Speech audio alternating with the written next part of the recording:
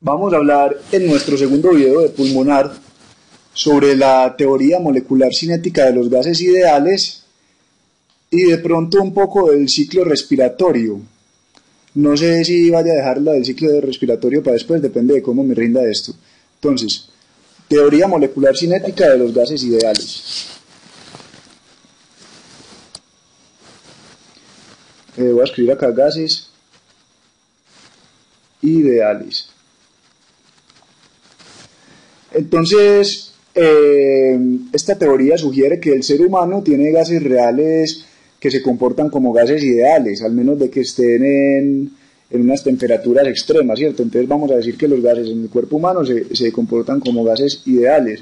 ¿Y cuáles son las características de estos gases ideales? Pues son 5 principales características.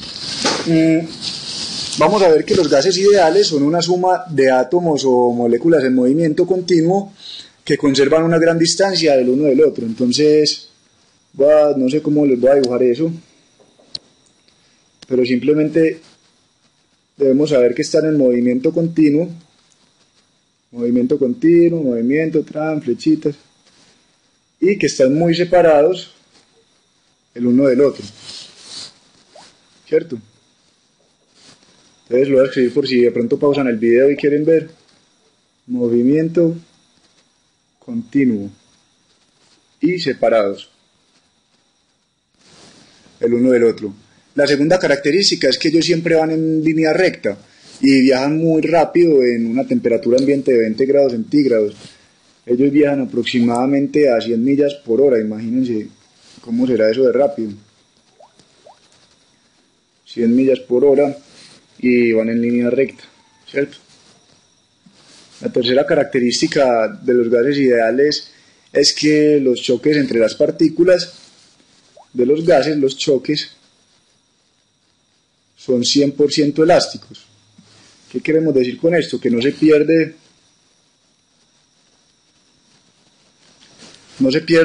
energía en forma de calor, sino que toda se usa para pues mover la otra molécula de gas que se chocó. No se pierde energía en forma de calor, sino que son 100% elásticos.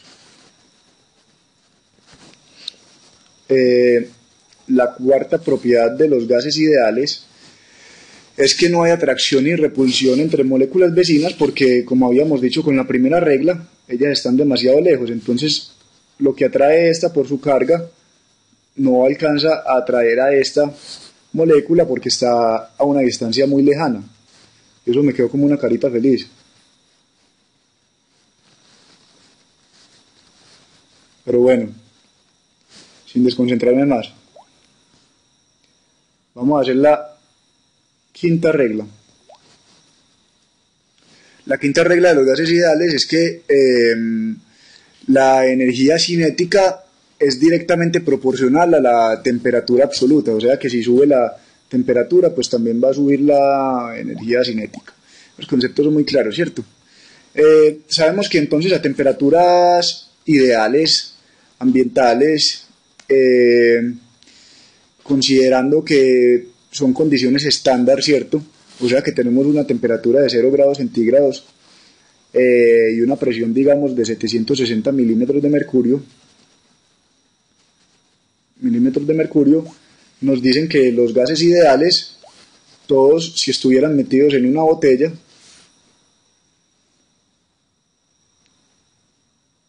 ocuparían 22.4 litros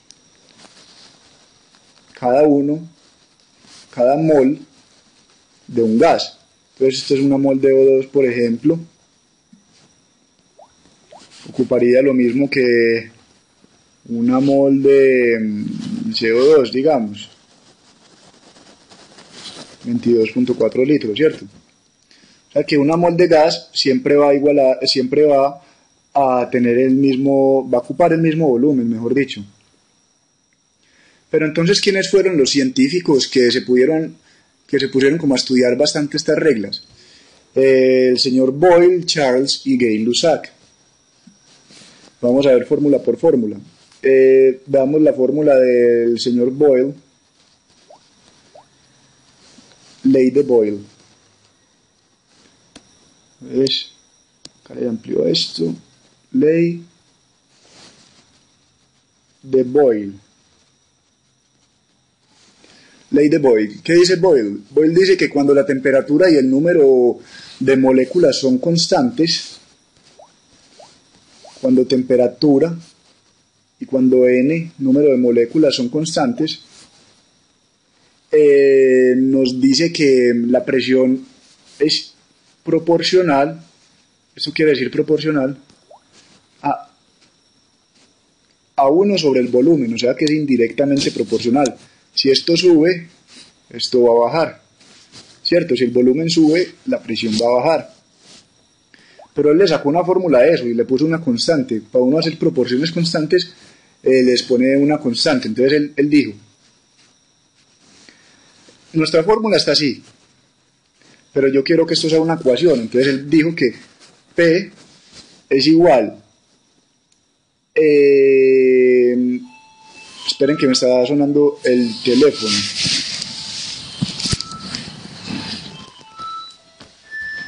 ¿Aló?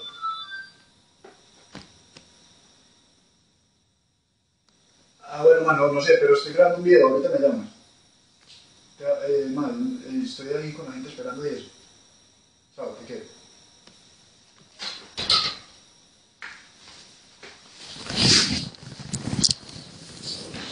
Bueno, ¿en qué digamos? En la fórmula que sacó Boyle. Boyle dijo que P1 y B1 eran iguales a P2 y B2. ¿Qué quiso decir con esto? Boyle nos quiso decir que si teníamos un contenedor y otro contenedor y teníamos la misma temperatura y el mismo número de moléculas en cada contenedor, acá tenemos 5 moléculas, acá tenemos 5 moléculas, si sabemos que en el contenedor 1 tenemos una presión de 10 y en el contenedor 2 una presión de 20 y sabemos que el primer volumen era de 80, no, ¿de qué? De 5 litros. Pero llegó un man y le empezó a poner una fuerza, le tiró una caja de cemento acá encima, ¿cierto? Le tiró una caja de cemento encima y convirtió la presión a 20, porque la caja de cemento empujó estas cosas para abajo, hizo que estuvieran más cerquita y que estuvieran pegando más duro contra las paredes. Nos dicen que encontremos el volumen que van a ocupar estas partículas, que ya no van a llenar todo esto, sino que ya van a estar en un volumen menor, porque tienen cierta presión siendo ejercida ahí. Hagámosla. Entonces nos dicen P1 es igual a 10. Nos dicen B1 es igual a 5. Entonces 10 por 5 es igual a P2, que es 20, por B2. Entonces, ¿cómo despejamos B2? Pues ustedes ya vieron matemáticas en el colegio. Y esto queda así. Y 5 dividido 2 da 2,5. B2 es igual a 2,5 litros. ¿Listo? Esa es la ley de Boyle aplicada.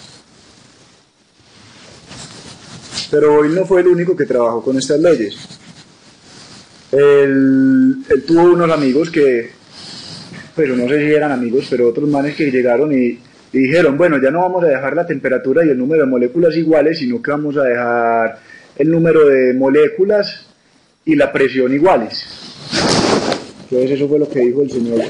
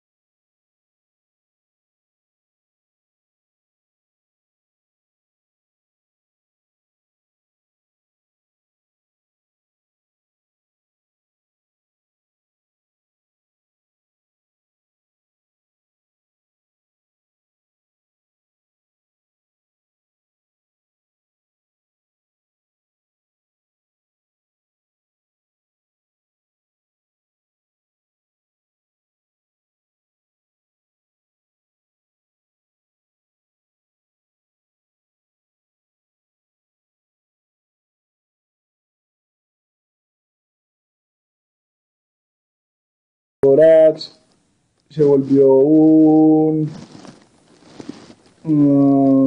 neumotórax a tensión univalvular, entonces se empezó a acumular aire acá. Empezó a acumular aire acá y empezó a crecer esa presión, empezó a crecer y ya no era -4, el núcleo se volvió +8, le ganó a la atmosférica y todo porque era un neumotórax a tensión con vía univalvular, o sea que el aire se acumulaba. Este 2 se convirtió en +8. Tranquilos que si no entienden eso todavía, pues vean el resto de los videos, que yo después voy explicando los neumotórax bien explicados, cada cosa bien explicada, sino que es para que ustedes estudien eso sabiendo que sí van a tener algo para dónde ir. Bueno, nos dicen que el volumen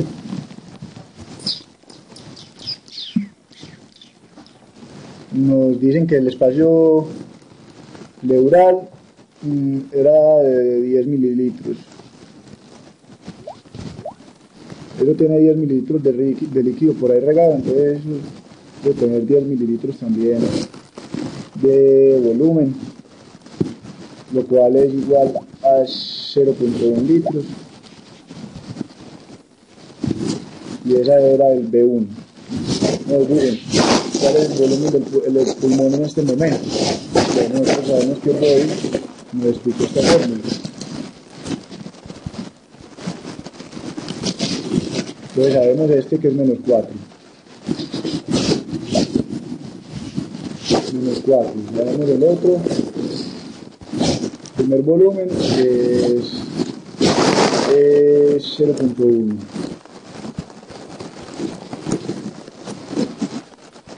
Sabemos que la segunda presión es +8. Pero no sabemos no sabemos el volumen cómo quedó. Entonces simplemente muy fácil, vamos a despegar esto, entonces vamos a llegar y como nosotros sabemos que en el cuerpo humano no hay presiones negativas, sino que partimos de una atmosférica que consideramos como 0, pero que en realidad es 760 milímetros de mercurio. Sabemos que este -4 en realidad es 760 -4, porque 760 representa 0, ¿entienden? Eso lo hacemos como por facilidad y no usar números tan grandes. Entonces 700 -4, la verdadera presión esta precisamente es 756, ¿cierto? 756 por 0.1, porque en el cuerpo no hay presiones negativas, eso no pasa, simplemente son subatmosféricas. Listo. Este 8 entonces va a ser 760 más 8, o sea 68. Y ahora sí podemos determinar el volumen. 756 por 0.1 trin dividido 768 y nos queda así en litros. Entonces, ¿cuántos mililitros es eso?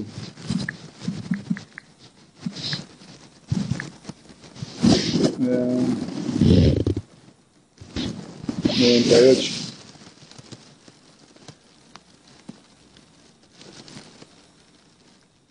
Cierto, porque nos dio bien. ¿Cómo nos dio?